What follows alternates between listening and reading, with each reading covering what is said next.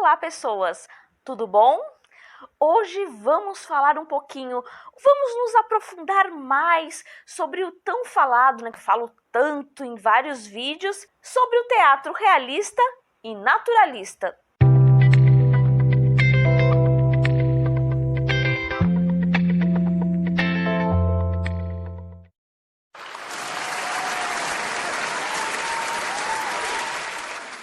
O teatro realista. O teatro realista foi um movimento que se originou por volta do século XIX, lá entre 1870 a 1960, já século XX. Em oposição à ideia do romantismo, de ter um herói que resolvia todas as coisas. E ao contrário disto veio o teatro realista, para falar mais de pessoas comuns, falando com palavras do dia a dia, com palavras e um vocabulário mais comum. Outras questões também são importantes e são abordadas no teatro realista, que é a razão no lugar do sentimentalismo, a ciência no lugar da religião, e trazendo essas pautas, essas questões como protagonistas nos espetáculos. Seus assuntos principais eram, na maioria das vezes, problemas e situações que muitos daquela época vivenciavam. Então os assuntos eram sempre contemporâneos. Temáticas sociais sempre mostradas o mais real possível, sem sentimentalismos, abstrações ou excessos de poesias e rebuscações. Rebuscações bonito. Em sua dramaturgia e estética. É a realidade sendo mostrada mais de forma crua e honesta.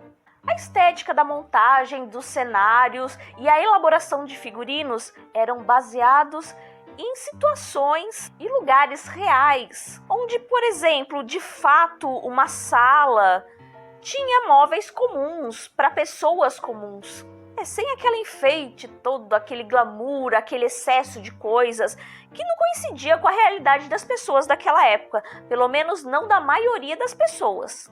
Os figurinos e as maquiagens também não eram nada glamurosos, mostrando assim a verdade das classes sociais. Claro, as classes sociais às quais retratavam no espetáculo. A verdade estética também se encontrava nas movimentações de cena e na interpretação das personagens. É a arte mostrando a sua autenticidade realista, nos textos com mais diálogos e uma linguagem bem menos rebuscada.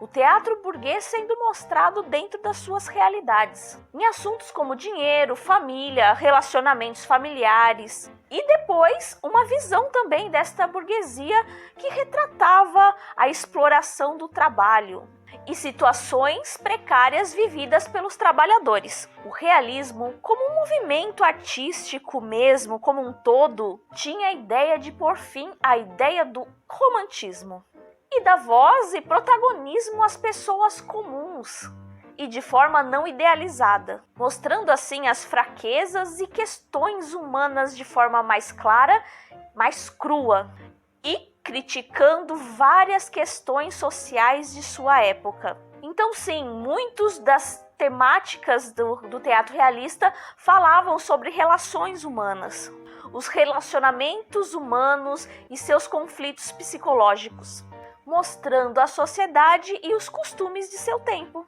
O teatro realista tinha ideia no início de ser um teatro mais útil à sociedade, diferente do teatro que se mostrava na época. Segunda metade do século XIX, onde os espetáculos de jogos de variedades e os melodramas ainda eram muito fortes.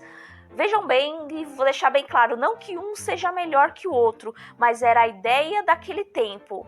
Era assim o teatro burguês substituindo o idealismo romântico, a fala poética e a declamação.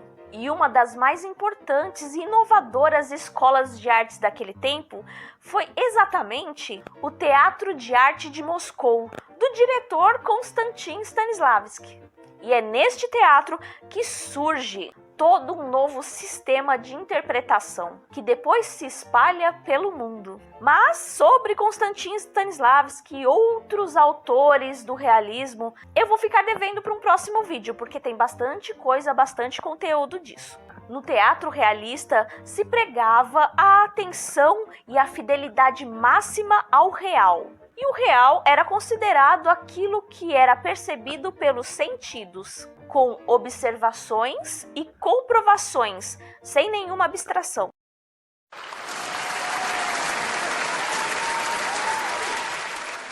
O teatro naturalista, também surgido no final do século XIX e começo do século XX, na França. E este teatro, podemos dizer que é uma radicalização do realismo, e tentando reproduzir no palco, através de interpretação, um comportamento humano mais natural possível, absolutamente fiel, como se fosse um espelho da nossa realidade. É a interpretação buscando trazer em cena todo o comportamento humano em suas minúcias, gestuais e psicológicas.